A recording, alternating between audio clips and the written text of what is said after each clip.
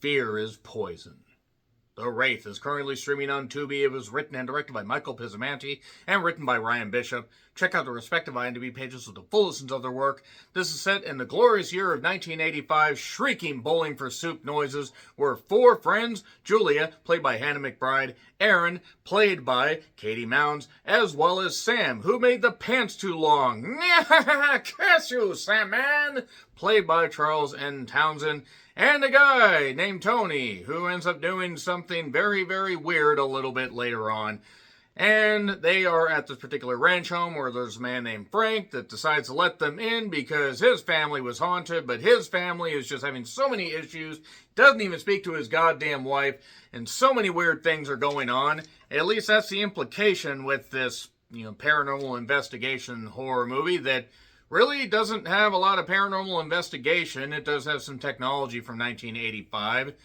It also has an opening set in 1940 that pretty much just gives everything away as far as what's going to happen. And then from there, we have a typical independent movie that just gets slopped out on Tubi. Now, I will say the cast does their best. And for whatever budget there was available, they did the best they could, and there's a few interesting elements to this story, but unfortunately, it just ends up being really boring. It's not even that bad. It's just really, really boring. For like 88 minutes, I'd say there's maybe 25 to 30 minutes of interesting material, and a lot of it is just your standard stuff. Some of that could be budgetary constraints. Who knows? Cast does their best, but nevertheless. That being said, the jump scares are ridiculous, the explanation is simplistic yet also silly, and there we are. There's really not a lot to get into. It's on Tubi if you want to check it out.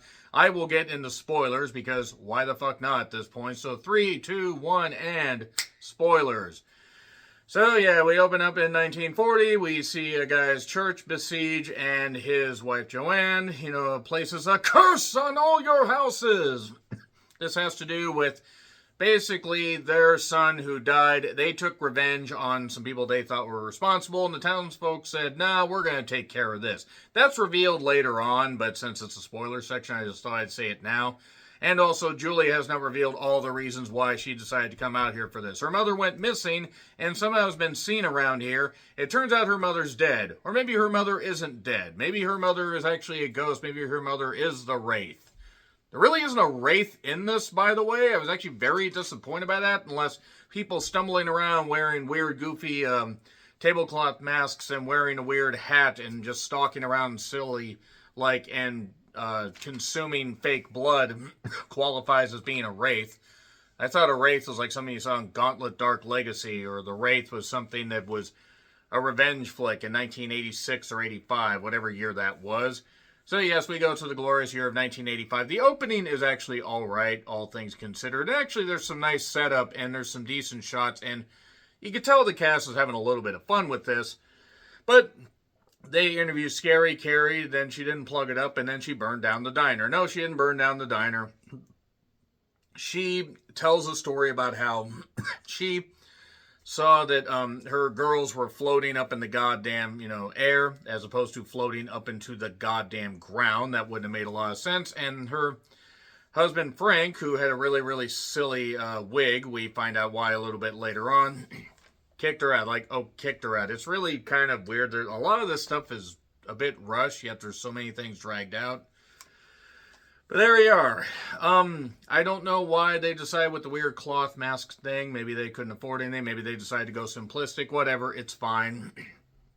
And Julia basically took a pregnancy test later on that she said was negative. Actually, it turned out that it was positive, but she didn't want to tell Sam because, again, made the pants too long. And also, she didn't want to worry him. By the way, Texas Battle, who was in Final Destination 3, is also the sheriff. And, yeah, that's about it. There's some weird hauntings going on. There is a point where Frank, arrived in his truck with some fresh meat, a deer that he killed, a deer that's all the way out in this fucking desert, but whatever. And there are supposed to be bees and bugs and flies around this goddamn thing, and I'm sorry, but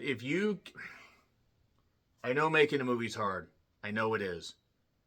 Don't do a shot if it's not going to look good. Wow. I mean, wow. That was not good. That was not good at all. I know what they were going for, but my God. Anyway, so there's doing retro, and then there's just doing what you can to basically extend your film to feature length, which realistically, this could have had 10 minutes cut off of it, and we wouldn't have missed shit. The blue filtered night was kind of hilarious. The jump scares are just not very good. And yeah, these jump scare noises are ass. I just kept noting that on all this. And basically, you know, Tony is haunted, so he's starting to look very gaunt and hollow, like he's Mike Von Erich. And we just stroll along through this whole goddamn thing. Julia, you know, knows that Sam's not ready to be a father. That's why she refused his proposal, apparently. See, we didn't see that because it happened before the film started. And the women want to stay, the men want to leave. And then they decide to do a seance, so to speak, because they're paranormal investigators, but also demonologists, and they try to summon somebody. Well, Julia summons somebody, and that ends up making her possessed. She could either be possessed by, you know, by the spirit of Joanne. She could be possessed by the spirit of somebody else, possibly by the spirit of, you know, whoever decided to edit this thing. Because I assume a ghost edited it, because there just wasn't... The cutting room floor must have been clean as a whistle, is all I'm saying. But, basically, Julia is possessed, presumably by Joanne, and then she ends up motioning like, you know, she's pouring something on herself. Meanwhile, Tony's outside and sets himself on fire. Fire effects are actually pretty good. And Julia was pregnant. She did reveal that, and this is after, by the way, Tony set himself on fire hilariously. And also, they tried to leave the goddamn place, but because it's a desert and and Julia got cold, they decided to basically put her in the tub in the same house and try to revive her. And then it was revealed that her mother actually ended up, you know, was missing for 3 years, or had been missing for 3 years, and that's why they came to this place, because this is where she was last spotted, in the middle of fucking nowhere. And essentially, the sheriff describes, you know, what happened. Like, oh, your mother was one of the you know, was involved in this whole thing that led to the death of Jesse, and that led to the couple blaming all this stuff and everything. So they were.